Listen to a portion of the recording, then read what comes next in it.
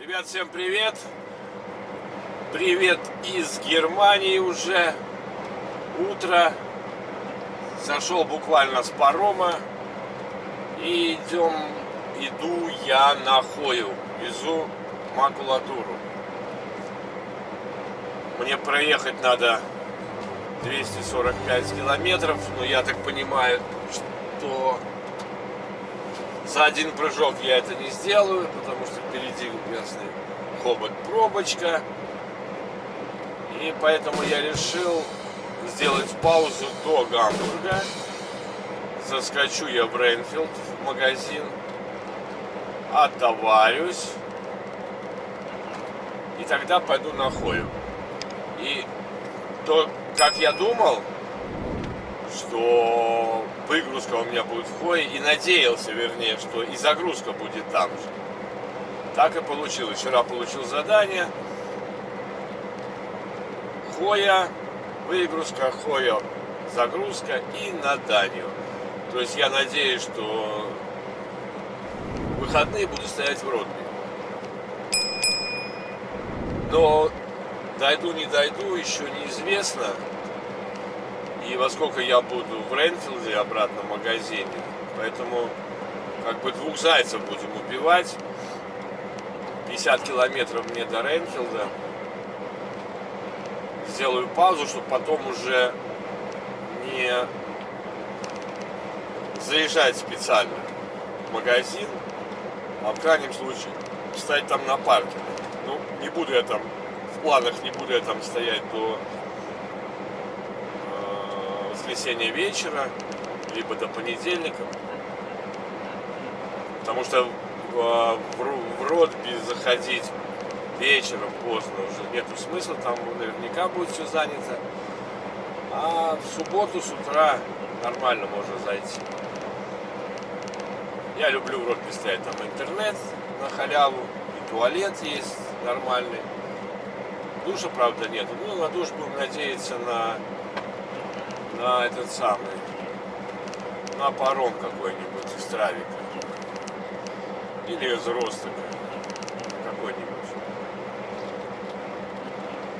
Хотя в Рейнфилде можно в душ сходить, но там такой общественный душ, я как-то не сторонник, да, таких, когда уж очень надо, тогда да. А когда вот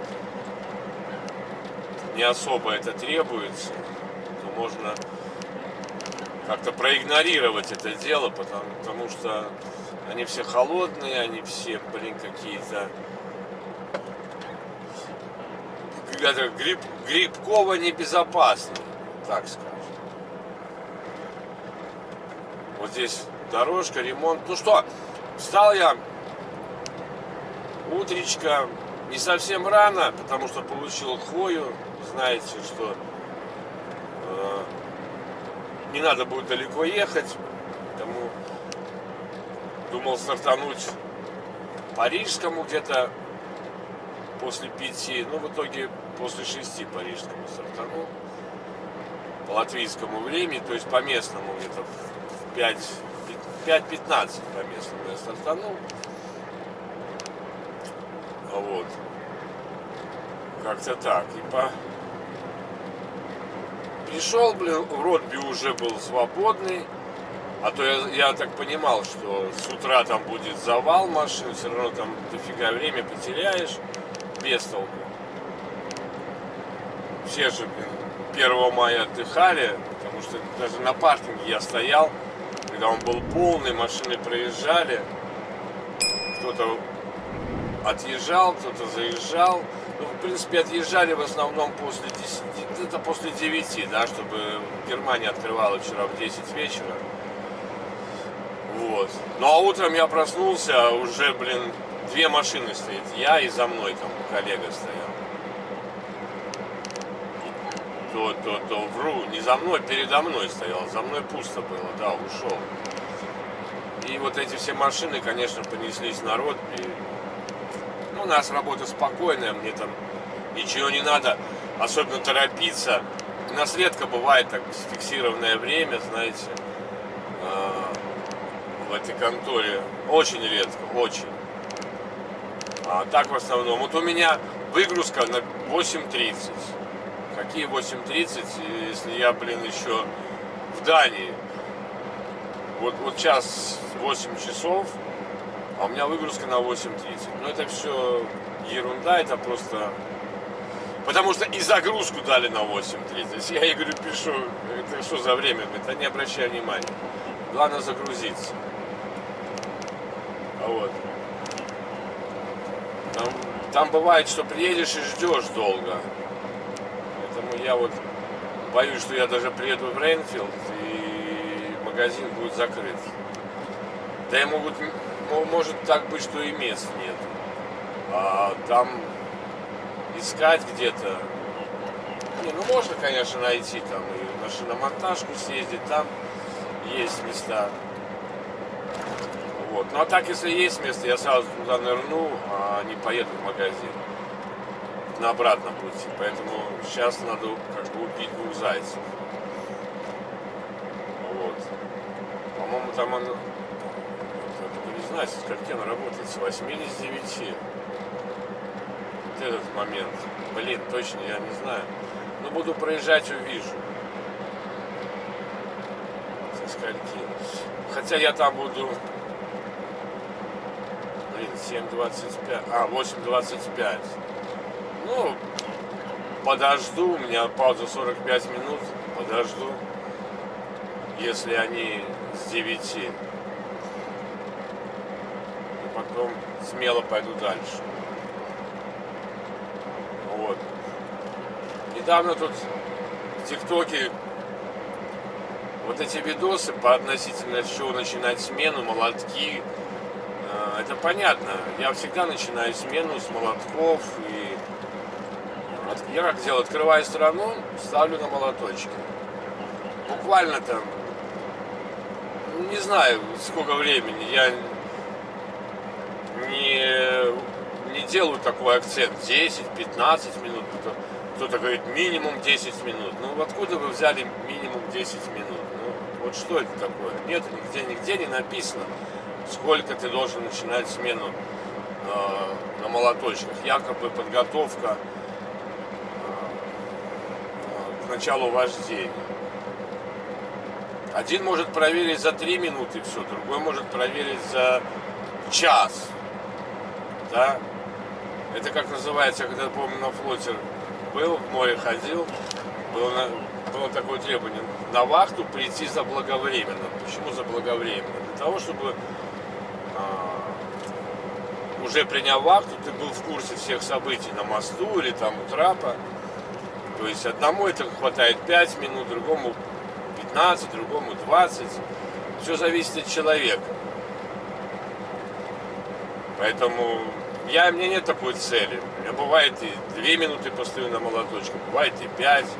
Бывает и в туалет схожу в это время, пока на молоточках. Просто есть разные компании, некоторые могут там кричать на водителя, почему ты там стоишь на молотках, уже смену открыл, не едешь. Все это бред. Сколько надо времени, столько ты проводишь на подготовку, осмотр машины. Я обычно что делаю? Выхожу из машины, проверяю левый бензобак, проверяю тент, проверяю колеса, да, чтобы они не были сдуты. Нету у меня вот этих стрелочек, которые показывают, колесо открутилось, не открутилось. Потом иду назад, проверяю дверь этого прицепа, присутствие номера. Горят, да, и в это время вообще проверяю, горят ли фары, все огни. Прохожу по правому борту то же самое. И вперед смотрю, есть номер, нет номера. Чтобы сперли, не сперли, так сказать. И все, достаточно. Что там 10-15 минут проверяется? Уровень масла, открывать капот, понять не могу. Да, есть обязанность любого водителя перед началом движения, не важно, это какая своя машина, чужая машина, проверить техническое состояние. На чем акцентируют ребята? Якобы, если что-то случится, они будут смотреть, что ты машину не подготовил. Ребята, бред, а если ты на пассажирской машине ехал, что-то случилось, тоже будут смотреть, проверил ты машину или не проверил перед выездом? Это вот реально, вот, знаете, я вот задаю таким вопросом, простой вопрос, а вот с какой скоростью ты едешь по дороге? Вот с какой ты скоростью, такой умник? Есть ограничения, например, 50 километров, 60, 70, 80, с какой ты скоростью двигаешься? Конечно, мы все двигаемся по максимуму, в зависимости от страны, где 50, ну, грубо говоря, так, где 55, где 59, да? В некоторых странах 52 уже будут тебе щелкать нарушения. То же самое и 60, 69, 65. Вот в Германии, например, там на националках, я не буду утверждать, что везде, но на некоторых, 66 едешь, может щелкнуть. А некоторых ты 68 едешь, не щелкает, да? Поэтому в Германии, ой, в Голландии, я помню, 86 радар щелкает. Даже 85 иногда щелкает. Некоторые радары. Просто опытные уже знают, где такие радары стоят, которые либо друзья их попадались, либо еще кто-то. Но суть не в этом, ребята. Суть в том, что вот если будет авария, да, и не дай бог кто-то пострадает, то вот в этом случае полиция будет проверять, с какой скоростью ты двигался. Потому что если 60 километров, значит 60 километров, никакие не 65. 65 это просто погрешность этого радара. А будут смотреть по твоему тахографу, с какой ты скоростью двигался. Вот, потому что он именно показывает правильную скорость. Ну, если он откалиброван правильно. А калибровка радара здесь вообще не влияет. Это просто на ваши штрафы, на наши штрафы оно влияет. Будет штраф или не будет. Как откалиброван радар. Поэтому вот это понятие, я еду 59, потому что 50, здесь меня не щелкнет. Ничего, в Эстонию поедете 59 или 60 или 89, вас щелкнет. Я не знаю, там, по-моему, в Италии на 2 километра, в Эстонии, по-моему, тоже на 2 километра. Не уверен. Ну, меня не щелкали, но так ребята говорили. Так вот, если ты двигался со скоростью 55 километров в час, там где 50, считай, все, ты попал при аварии. Вот реально. Потому что ограничение скорости 50, а никаких 55 и 59. А то, что там проверял, ты машину не проверял. Ну, блин, вот скажите, вот кого проверяли, блин, и штрафовали за то, что у тебя молотки, как пишет, не менее 10 минут были перед началом работы. Ну, кого это? Кого-нибудь штрафовали? Меня вот, честно, ни разу. Сколько проверяли, блин, у меня всегда 1-2 минуты, 3 минуты. Я даже не знаю, сколько. У меня не было такого, что, блин, 15-20 минут. Хотя бывало так вот, 10, 15, 20 минут. Говорю, пока бывает, включишь, посмотришь, машину закроешь, пошел в туалет. Ну, блин, ни разу на это не смотрели. Бывало то же самое, по сути. Паузу вы делаете 45-минутную. Тоже перед началом паузы вы должны делать осмотр машины. Тоже. И тоже, что 10-15 минут. То есть паузу сделали 45 минут, еще 10-15 минут вы должны осмотр машины делать. Ну, согласитесь же, ну это же... И главное, я спрашиваю, где это написано? Где? Покажите, вот покажите, где это написано. Еще мне, блин, удивляет это понятие, когда там пишут, учите код 95. Код 95 вообще, блин, это, как объяснить? 95-й код это не только РТО, там много чего в 95-м коде. Режим труда и отдыха, работа с тахографа, это одна из частей 95-го кода. 95-й код, там, начиная от, как это называется, от вождения, от стиля вождения, крепления груза, классификации груза, возможности, как крепить, назначение ремней, их тоннаж, да, то есть безопасность перевозок, безопасность пассажиров, своя личная безопасность. Потом вождение в экстремальных условиях. Там много чего есть. И только одна часть это РТО. Я понимаю, что это сленг, типа 95-й год, учите 95-й год, или учите 95-й год. А ты сам-то его знаешь. Потому что, ну, вы меня поняли, да, что 95-й год это не только режим труда и отдыха. Это много чего связано с нашей работой. Потому что вот, например, автобусники, да, ну, в нашей стране, например, я не знаю, как в других странах, в Латвии, у них у всех есть пройден 95-й год. Но ни у кого нету чипа, у них нету тахографа. А зачем им 95-й год? Потому что там именно у них акцент делается на безопасность перевозки грузов и пассажиров. Это надо понимать.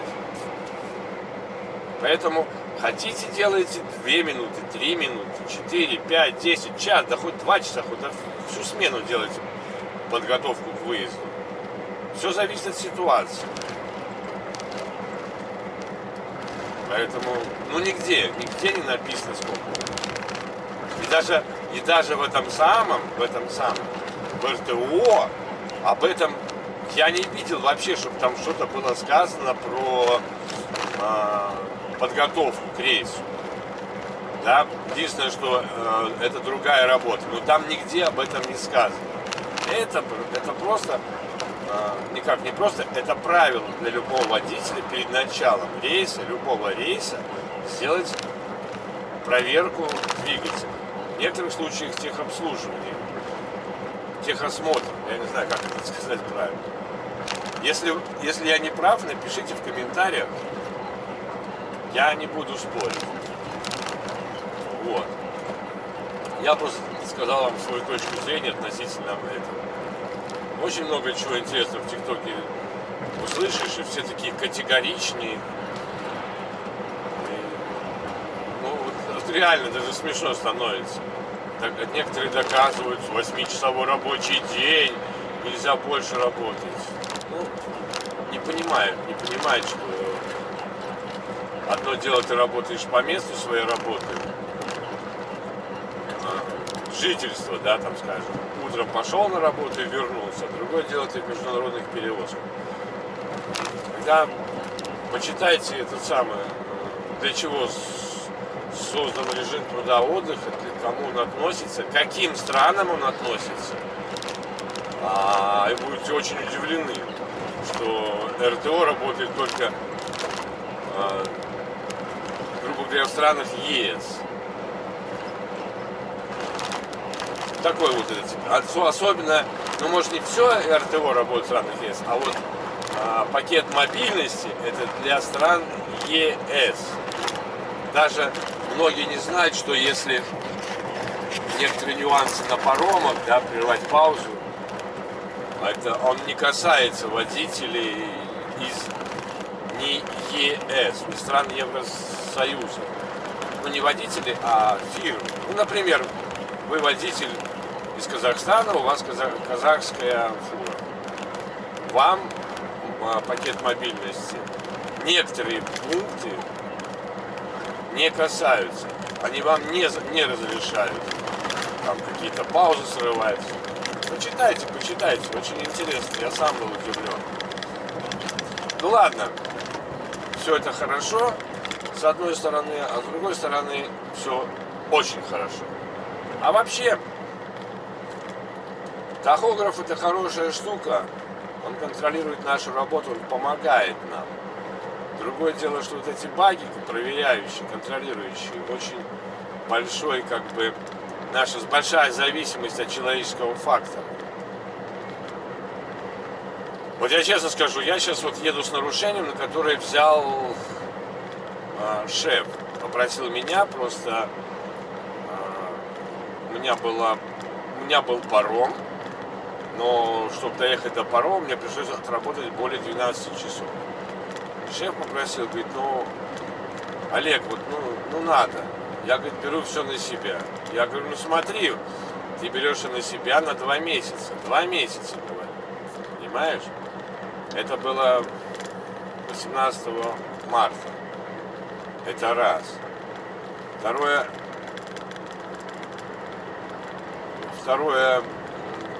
как объяснить, могут не посмотреть, что отработав более 12 часов, я сорвал паузу на паром.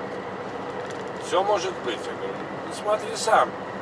Ну, говорю, блин, Игорь, я не хочу делать такие нарушения, на будущее я не буду делать. Тем более, как оказалось потом, это было все сделано напрасно. Напрасно. Потому что на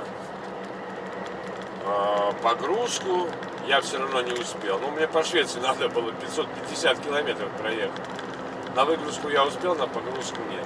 А нужно это было для того, чтобы я загрузился в пятницу. А в итоге получилось, что я выгрузился в пятницу не загрузился. И еще 45-ку в Швеции пришлось стоять. Зашибись вообще. Классика жанра.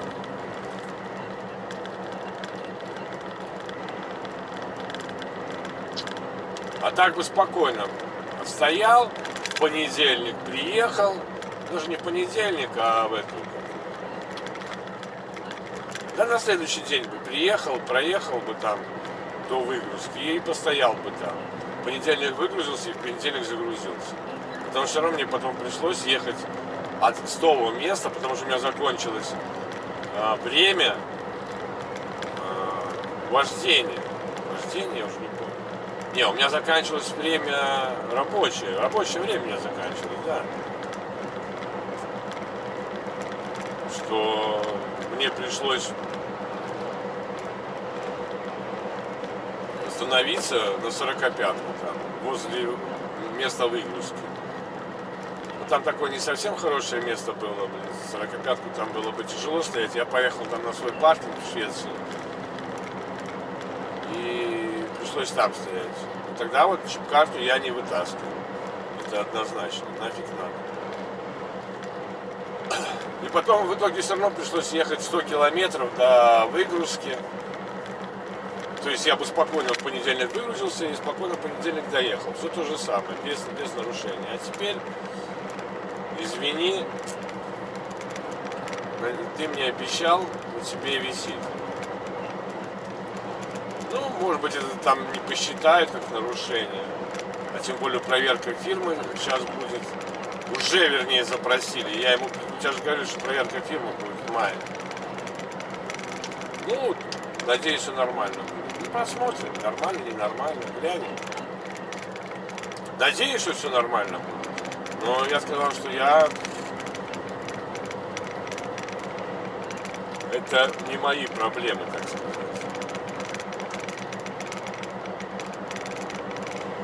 Так, сколько нам там остается? По времени. Блин, показывает 2:58. Все. А это куда меня гонит? 12. 3 часа показывает. Наверное, надо идти на 20 километров до Ренфилда. Поедем в Ренфилд на продуктозаправку. Вот такая вот прелюдия к сегодняшней поездке, ребята. Ну, еще хочу напомнить, что началась у меня 19-я каденция, она началась уже неделю назад.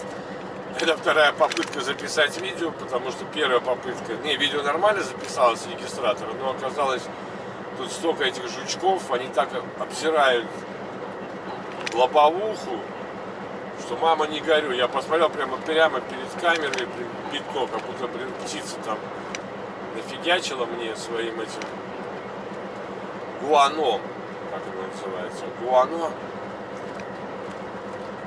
И как-то подумал, что не буду я выкладывать и такой видос, что, реально, большое пятно, продолговатое, сантиметра на 3, прямо в центре. Не вырезать. А так, шеф загрузил меня в четверг, перед Пасхой, как помню.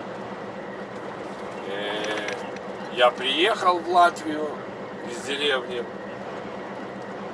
И в понедельник, во вторник я стартанул. Потому что в понедельник Польша была закрыта, толку ехать не было никакого.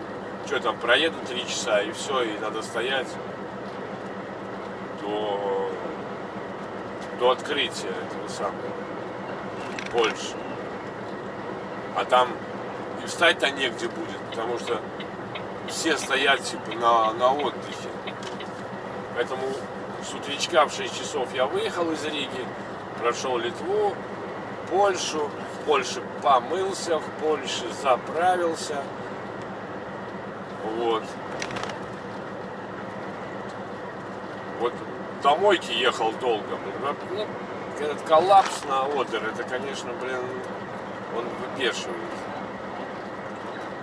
Вот, я там рано, когда идешь на заправку, там, не на заправку, на заправку, когда идешь с мойки, там лучше по второй полосе пройти, потом в конце войти вправо и сразу уходишь на въезд.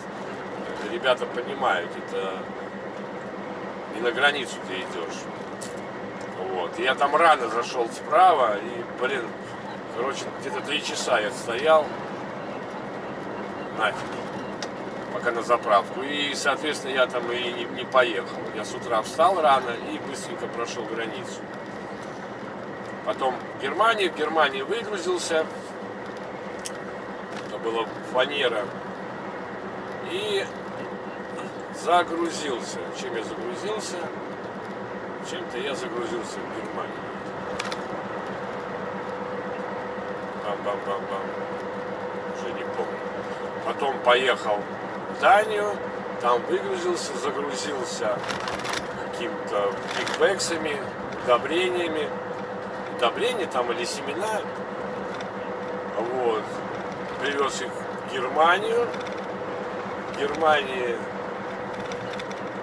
меня загрузили пенопластом. Ой, какой в Германии? Я поехал в Голландию. Я в Голландии загрузился пенопластом. И пенопласт, офигеть, полная машина пенопласта, блин. Вообще полный груз, вес груза 1 тонна. Офигеть. И приехал в Данию, выгрузился, загрузился макулатурой и позавчера пошел на то место, где я загружался этими удобрениями, там и переночевал. Там маленький паркинг есть. Вот. Пошел туда, переночевал, и вчера с утреца рванул. Совсем рано знал, что не надо будет ехать, еще там паркинги будут заняты. Ну так, часов до открытия. Тут та фирма открывалась в 7 по местному, я где-то без 15-7 выехал. Заправился по полной и заехал на паркинг. Было там 2 места, я встал, потом за мной коллега встал. Ну и потом началось. Люди начали ехать. До Германии, до парома они не доезжают, соответственно, они везде ищут паркинги. Ну, а паркингов уже как бы нет. Ну, мест не было. Особо, так скажем. Вот. Ну и дальше, как я сегодня сказал, стал Ротбе, паром достаточно быстро. И я вот уже гоню по Германии. Качу по Германии, так скажем. Эвелс. 12 километров до магаза. Не знаю, может, Андрюха туда даже подскочит. Но меня радует то, что у меня ходят по выгрузке и погрузке. Это радует. Да, надо, в принципе, все-таки магазин, потому что там вот на выгрузке бумаги, там может быть задержка, там это проверка, это сырости бумаги всякое, знаете. То есть время буду там терять. А дороги у меня, грубо говоря, чисто дороги, без пробок только, там 7 часов. Туда и обратно. Поэтому мы сделаем правильный ход. Пойдем, сходим. Сейчас главное, чтобы там еще места были рядом с магазином. Потому что, наверное, не я один такой умный. Ну, может, тогда подальше встать. Подальше встать долго идти. Длинный путь получится. Вот, надо крючок я хотел посмотреть. На липучках. Нет, нам не сюда. Дальше. И нам идет так быстро парень.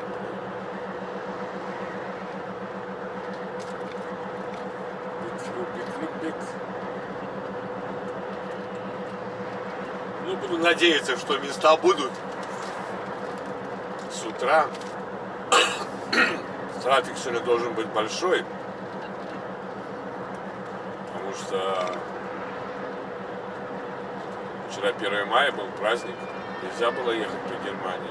Сейчас все ломанулись. Уже 2-я полицейская машина пошла, видно, где-то какая-то авария с сиреной. Будем надеяться на лучшее. Гамбург 59, Ганновер 206. Ренфилд мне нравится тоже. И постоять можно, и 45-ку можно поставить, все спокойно. И магазы есть, и Экшен, и Алди, и Фамилия, и Макдональдс есть, и заправка с туалетами есть. Ну, все есть. Что нужно нашему брату. И даже душ есть, я говорил уже. Андрюха там становится рядом с душем и тянет провод и подзаряжает аккумулятор. У меня здесь, кстати, тоже 24. Есть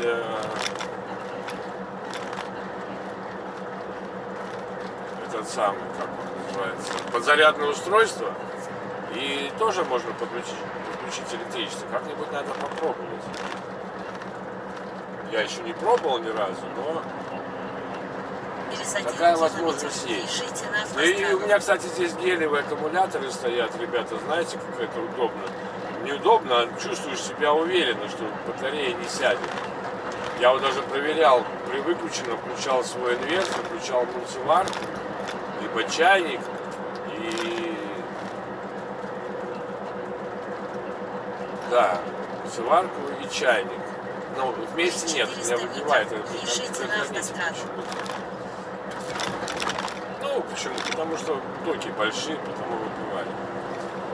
И вообще, даже на 1 кубик не опускалось показатели зарядки аккумулятора.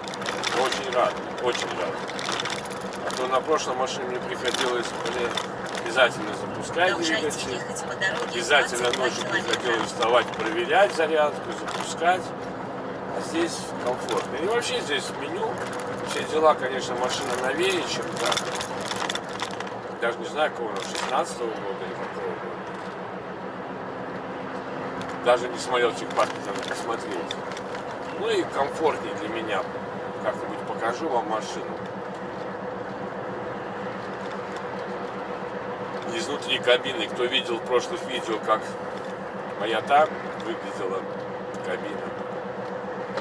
Как это, конечно, машина-то старенькая, и кабина грязная, переборки, но все равно, да, с переборками, конечно, бывший водитель оставил здесь не то что бардак, а срач достаточно. Я вот не понимаю, опытный водитель, такой умный, себя мудреца строил, а срач здесь. Я не плачу, я по-любому всегда убираю машину тщательно после каденции и перед каденцией, по-любому, даже если она чистая.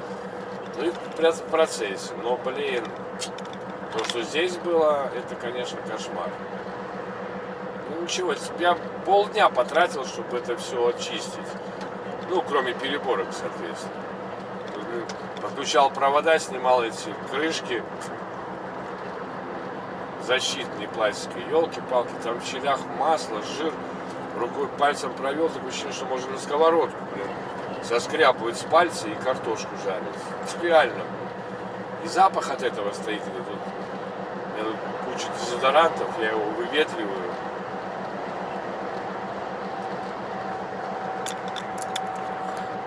Ну что, сейчас уже будем поворачивать через 3 километра. Не буду я этого пока обгонять, надо было раньше его обгонять, поляка. Кстати, видите, под проводами идем троллейбусом.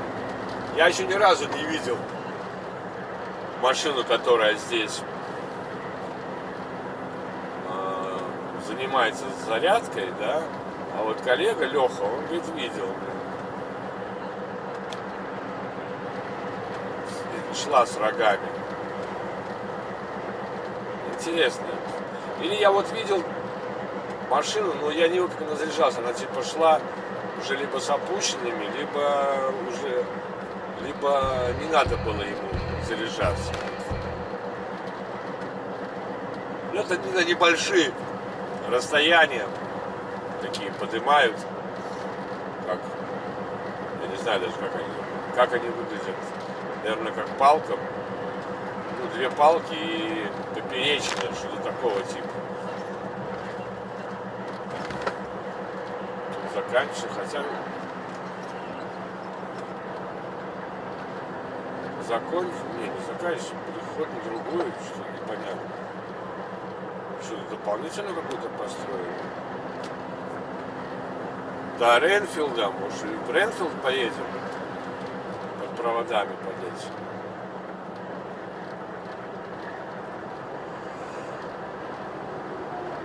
У меня никто из знакомых не работает на таких машинах. Вот. Ну, сейчас уже будет съезд у нас. Время 8:20. Блин, не помню, по-моему, может быть, в 9 он открывается.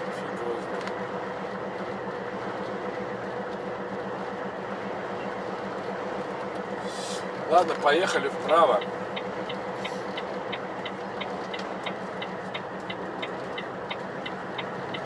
По-моему, фамилия в 9, а Алди 8.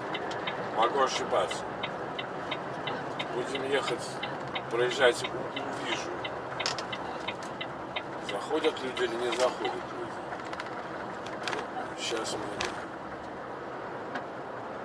Вообще, конечно, 1 мая хорошо, что выходной, но, блин, лучше бы он был в пятницу, 1 мая. Через 200 метров поверните пятница, направо, суббота, потом воскресенье. на кольцевой Так развязке как-то рвано используйте получается. 4-й выезд.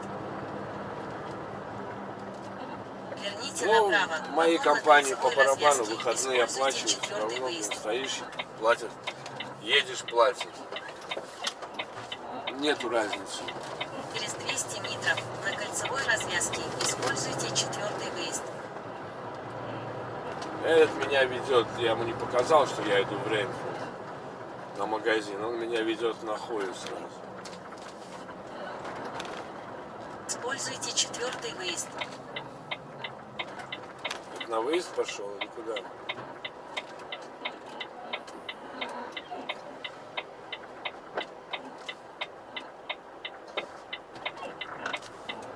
Куда-то он странно пошел.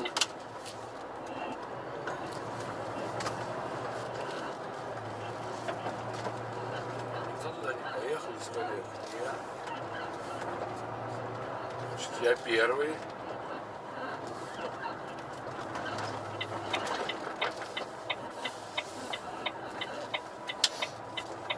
Будем проезжать, увидим.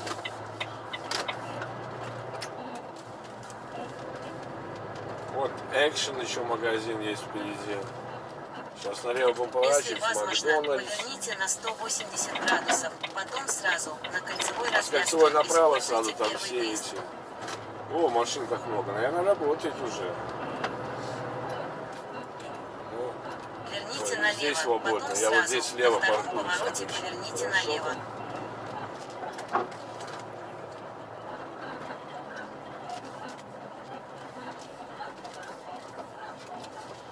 Верните налево, потом сразу поверните Фамилия налево. работает.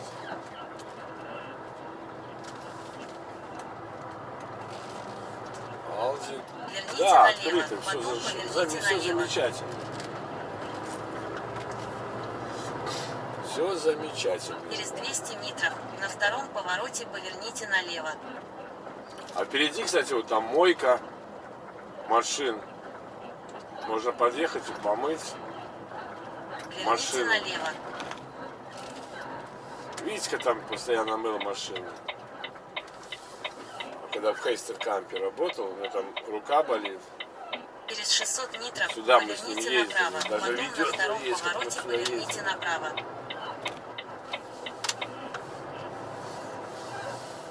А еще хорошо в магазине, вот в этом фамилия, есть магазин, ой, туалет.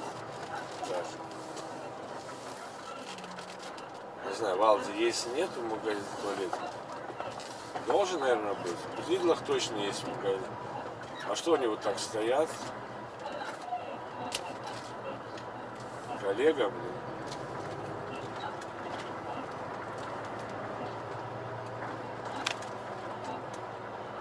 А нет, я думал, друг напротив друга стоят.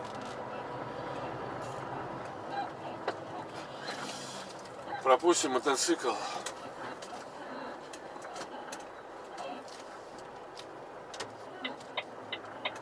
А, нет, он не сюда едет. У него другая задача. А это на аварийке, кстати, потому Через что 300 пошел метров поверните магазин. направо. Потом на втором повороте поверните направо. Раньше вот здесь можно было стоять в этих карманах, но они их поставили. Эти бочки, плиты эти круглые. И усё. Ну, блин. Только что не было. Проезжал, уже стоят. Мы там дальше становимся.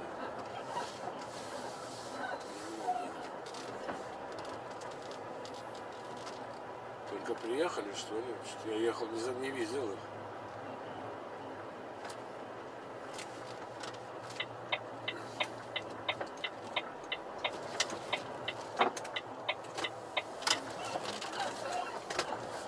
Я вот здесь обычно стоят. Хоть и знак тут есть, но ничего.